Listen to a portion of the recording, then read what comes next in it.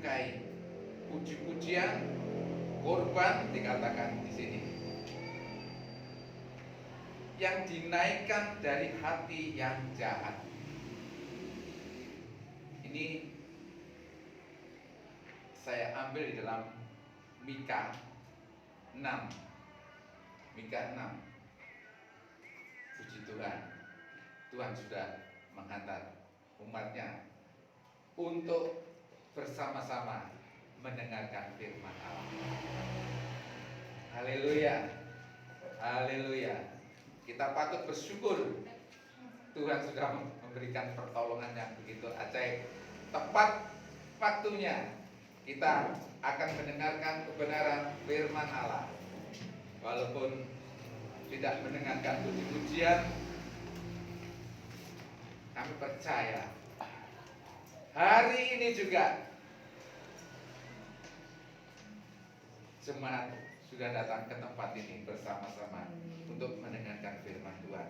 Firman Tuhan ini kami kasih judul adalah alam untuk umatnya, menuntut umatnya.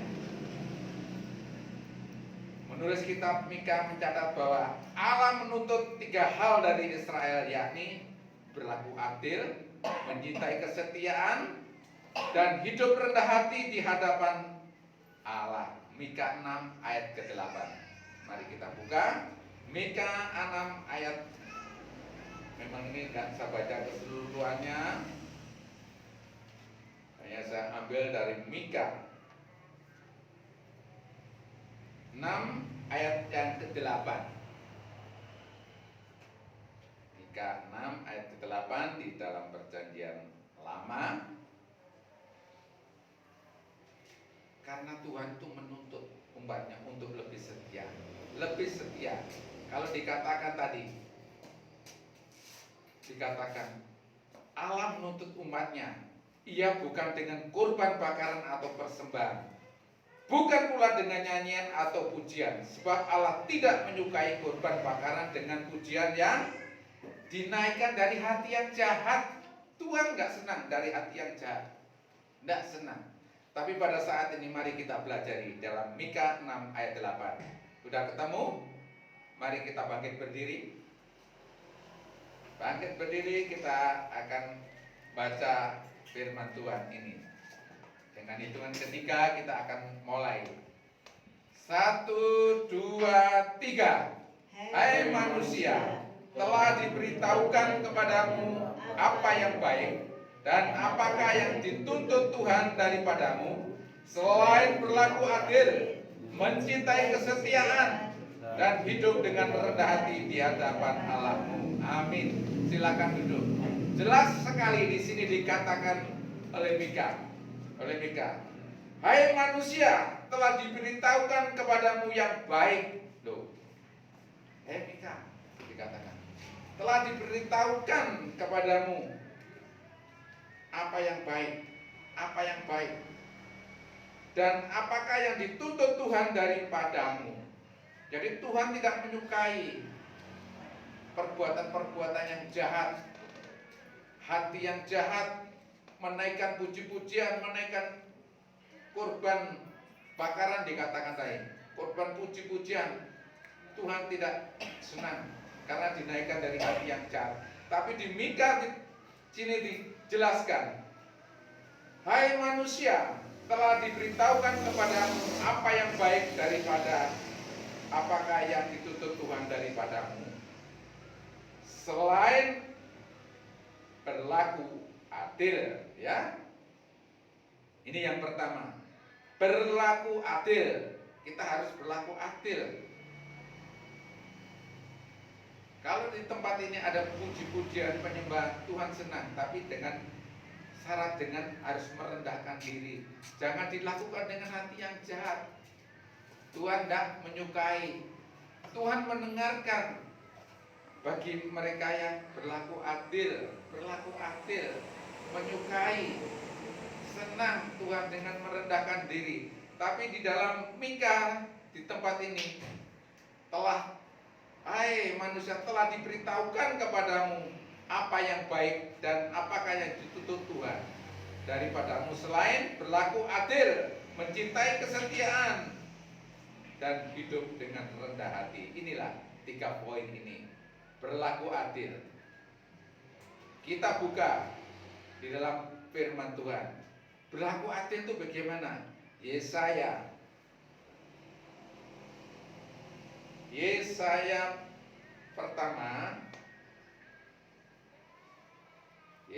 pertama ayat yang ke-17. Inilah menurut Yesaya.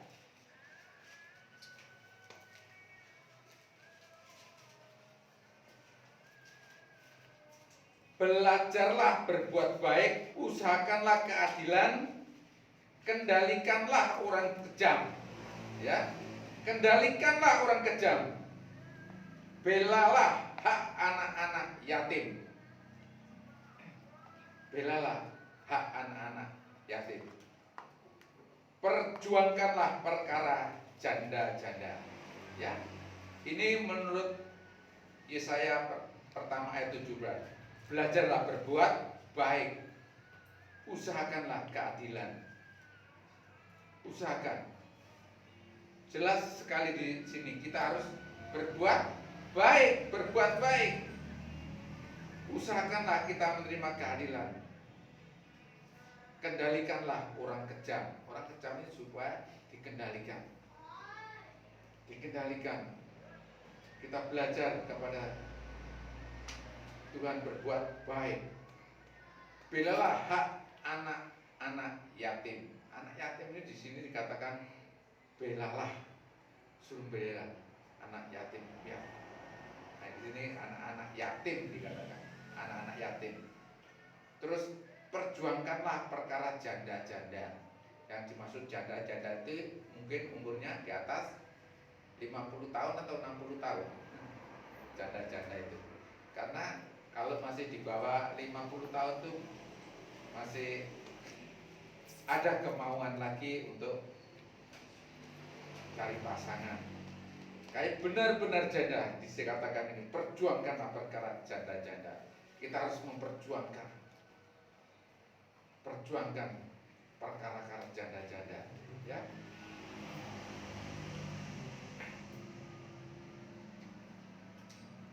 Kalau di dalam Yeremia 22 ayat 3, beginilah firman Tuhan, lakukanlah keadilan dan kebenaran. Ya. Lakukan. Yeremia 22 ayat 3. Ya. Ini juga menurut Yesaya.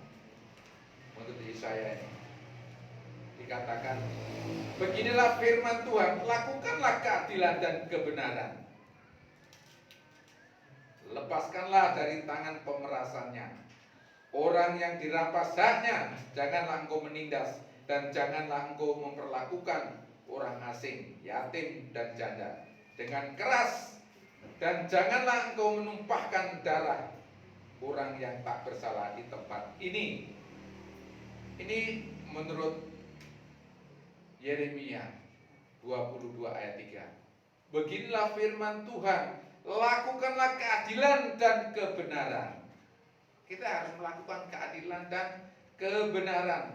Lepaskanlah dari tangan pemerasannya. Lepaskanlah pemerasan. Orang-orang yang dirampas haknya. Gimana itu? Janganlah engkau menindas, dan janganlah engkau memperlakukan orang asing, yatim, janda dengan keras, dan janganlah engkau menumpahkan darah orang yang tak bersalah. Orang yang tak bersalah jangan engkau tumpahkan. Ini kita harus berlaku adil. Hak orang jangan dirampas, ya. Jangan engkau menindas, ditindas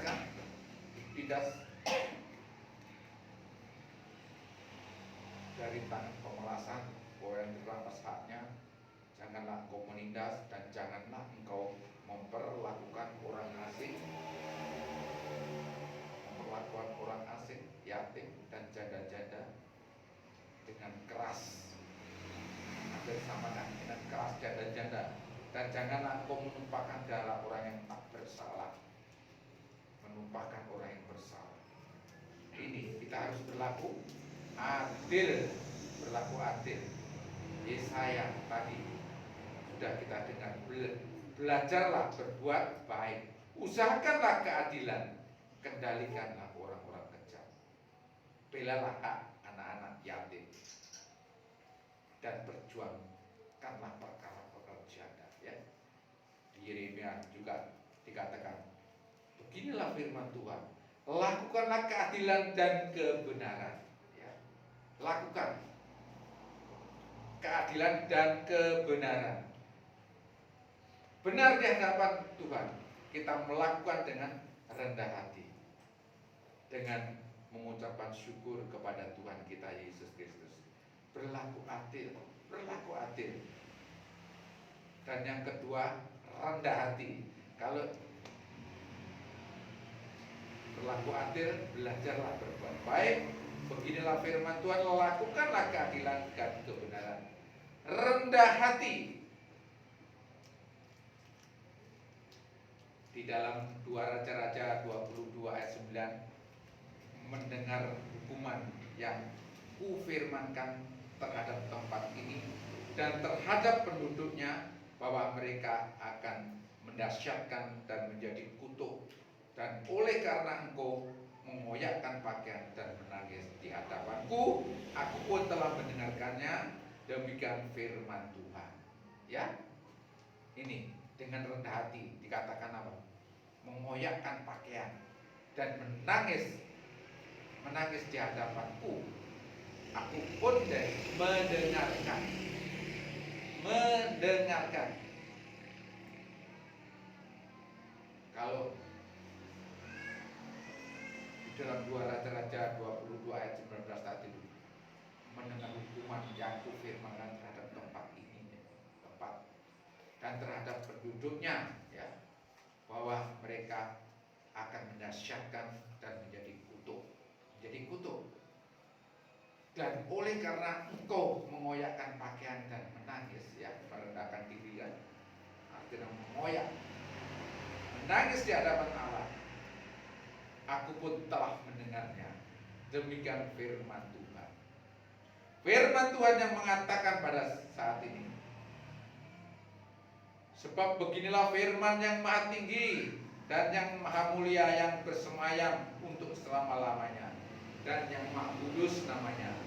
Aku bersemayam di tempat tinggi dan di tempat kudus, tetapi juga bersama-sama orang yang remuk dan rendah hati, untuk menghidupkan semangat orang yang rendah hati dan untuk menghidupkan hati orang-orang yang remuk. Orang yang remuk. Memang kalau sepintas lalu ini kita pelajari apa sih rendah hati itu? Apakah rendah hati ini? Berarti rendah hati ini dengan hati yang benar-benar menyerahkan kepada Tuhan, menangis di hadapan Tuhan, bahwa Tuhan itu akan mendengarkannya, bukan dengan hati yang sombong, bukan dengan hati yang jahat. Kalau kita merendahkan hati, ya, ini dikatakan, dan menjadi kutuk. Dan oleh karena engkau mengoyakkan pakaian dan menangis, kita mengaku kepada Tuhan, merendahkan diri di hadapan Tuhan. Persoalan apapun, tapi lakukanlah dengan rendah hati. Jangan melakukan dari hati yang jahat. Tuhan gak suka puji-pujian dilakukan dengan yang jahat. Korban-korban tidak suka Tuhan itu dilakukan dengan yang jahat. Kalau kita pelajari firman Tuhan, memang Tuhan itu memang ada persembahan dari merampas terus dipersembahkan. Tuhan tidak suka pujian-pujian dengan hati yang jahat. Tuhan juga tidak suka.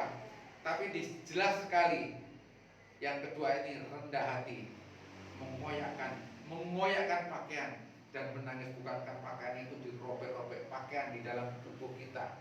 Kita harus merendahkan diri. Kalau kita mempunyai dosa, kesalahan, minta ampun kepada Tuhan. Minta ampun kepada Tuhan supaya Tuhan mengampuni kita, Tuhan mendengarkan, Tuhan mengasihi kita. Bagi orang-orang yang merendahkan diri kepada Tuhan. Kalau di dalam Yesaya 57 ayat 15, Yesaya 57 ayat 15, sebab beginilah firman Tuhan yang Maha Tinggi. Itu firman Tuhan yang dikatakannya. Dan yang Maha Mulia yang bersemayam untuk selama-lamanya, dan yang Maha Kudus namanya. Aku bersemayam di tempat tinggi dan di tempat kudus, tetapi juga bersama-sama orang yang remuk dan rendah hati. Ya, Tuhan ini juga bersama-sama orang yang remuk dan rendah hati untuk menghidupkan semangat, ya kan? Menghidupkan semangat orang yang rendah hati dan untuk menghidupkan hati orang-orang yang remuk. Orang yang remuk dengan rendah hati, dengan mengaku kepada Tuhan, tubuh kita diremukkan, menemukan, minta ampun kepada Tuhan, maka Tuhan mendengarkan doanya, mendengarkan doa. Kalau di dalam 2 Raja-Raja 22:19 tadi itu menemukan itu dengan rendah hati. Di dalam Mika 6 ayat 8 itu ada 3 poin tadi itu. Yang pertama berlaku adil, yang kedua rendah hati, dan yang ketiga di hadapan Allahmu, ya. Di hadapan Allahmu, yang ketiga. Di hadapan Allahmu. Siapa Allah kita? Yaitu Yesus Kristus. Yesus Kristus. Di alammu kita bergaul dengan Tuhan kita Yesus Kristus. Dia yang mengasihi kita. Hanya Tuhan Yesus Kristus. Kalau kita baca di dalam Kejadian 5 ayat 22, Kejadian 5 ayat 22, dan Henok hidup bergaul dengan Allah selama 300 tahun lagi setelah memperanakan Metusalah, dan ia memperanakan anak-anak laki-laki dan perempuan. Metusalah, ya, umur yang paling tertinggi itu. Umur yang paling tertinggi itu adalah dikatakan apa tuh? Metusalah. Ya, 969. Itu yang paling tinggi, nomor 1 itu. Yang nomor 2 siapa tuh? Yared, kan, 962. Adam itu hanya 930 tahun. Adam itu yang ketiga itu. Set 912. Itu saya catat itu. Saya catat. Begitu aku pelajari, pernah saya belajar itu saya pelajari. Itu Set. Yang kelima siapa? Kenan. Yang keenam Enos. Yang ketujuh Mahalalel. Dan yang kedelapan Lamek. Dan yang kesembilan itu adalah Nuh. 500 tahun. Orang-orang dulu itu panjang-panjang. Itu kalau ingin mempelajari Kejadian 5 ayat 1 sampai 32. Tahu nanti umur-umur orang-orang sebelum air bah itu, sebelum dimusnahkan, tahu umur yang paling tinggi siapa. Kalau saya, Metusalah. Itu saya ingat 969, hampir 70, 970. Terusnya, siapa yang diangkat naik ke surga? Siapa itu? Di dalam tadi itu yang baca Henok. Henok itu diangkat ke surga. Hanya Henok. Itu hanya mencapai umur 365. Dia naik ke surga, diangkat ke surga. Naik ke hidup-hidupan ini. Ini orang-orang yang bergaul dengan Allah. Bergaul. Begitu pula kita. Kalau kita bergaul dengan Allah, di rumah puji-pujian, penyembahan, itu menyenangkan hati Tuhan. Jangan dilakukan dengan kekerasan. Jangan dilakukan dengan hati yang jahat. Kalau dilakukan dengan pujian penyembahan kepada Tuhan dengan hati yang remuk, maka di rumah ada berkat. Ada berkat yang dikirim. Orang akan menyaksikan.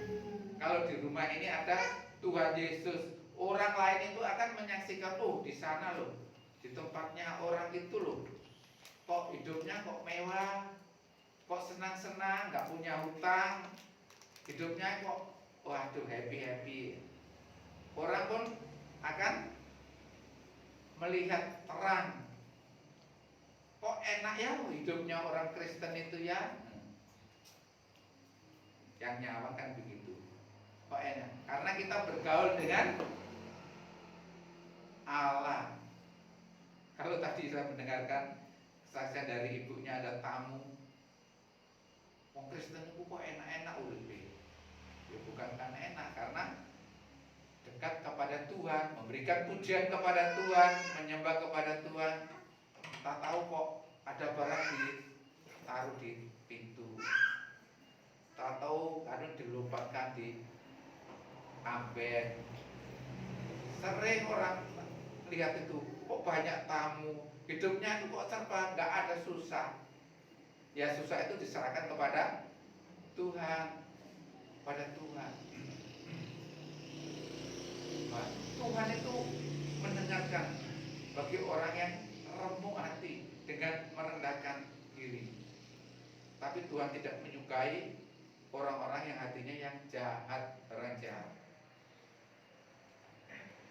Sekali kita mempunyai masalah, kekurangan, kalau kita datang di hadapan Tuhan, maka Tuhan mendengarkan doanya. Mendengarkan di hadapan Allah. Itu dua raja-raja tadi itu. Tuhan pun mendengarkan doa kita kalau kita menangis di hadapan Tuhan. Berkat-berkat itu mengalir, berkat-berkat itu mengalir. Yang gak diminta pun kadang-kadang dikasih. Ini.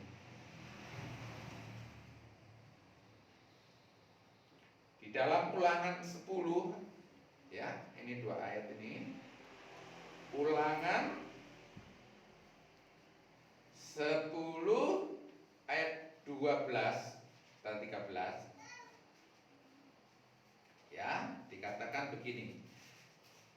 Maka sekarang tuh, ya. Maka sekarang bukan hari besok harinya. Maka sekarang, hai orang Israel, apakah yang diminta daripadamu oleh Tuhan?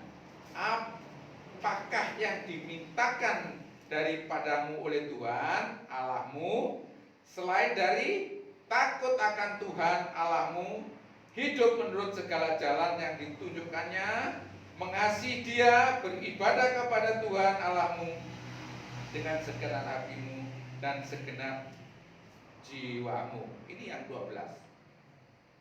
Apa yang diminta daripadamu oleh Tuhan? Selain takut akan Tuhan Allahmu, ya. Hidup menurut segala jalan yang ditunjukkannya, mengasihi Dia dan beribadah.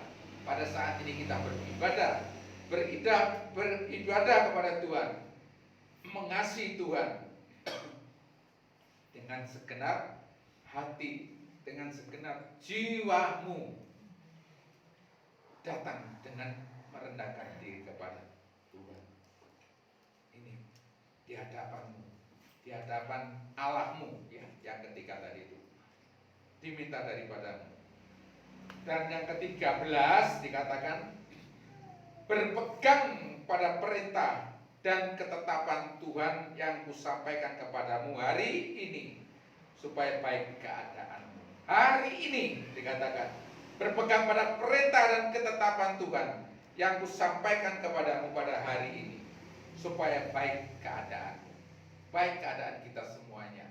Karena pada saat ini kita mendengarkan firman Tuhan, mengasihi Tuhan. Jadi di masa-masa yang serba sulit ini, serba sukar ini, mari kita lebih setia lagi, lebih giat lagi kepada Tuhan, dengan remuk hati, dengan merendahkan hati, maka Tuhan mendengarkannya. Jangan disertai dengan hati yang jahat, mempersembahkan dengan hati yang jahat, puji-pujian dengan hati yang jahat. Jangan.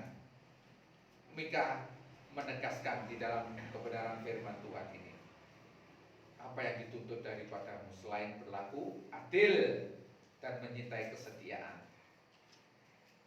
dan hidup dengan rendah hati,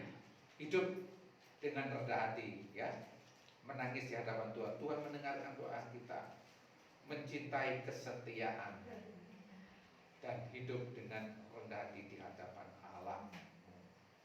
Jadi apa yang telah dikatakan oleh Mika ini, mari kita belajar. Kita belajar semuanya, belajar. Memang mengasihi Dia dengan segenap hati dan dengan pengertian dan dengan segenap kekuatan, dan juga mengasihi sesama manusia seperti diri sendiri. Ya, itu ada firman Tuhan yang mengajarkan kepada kita itu.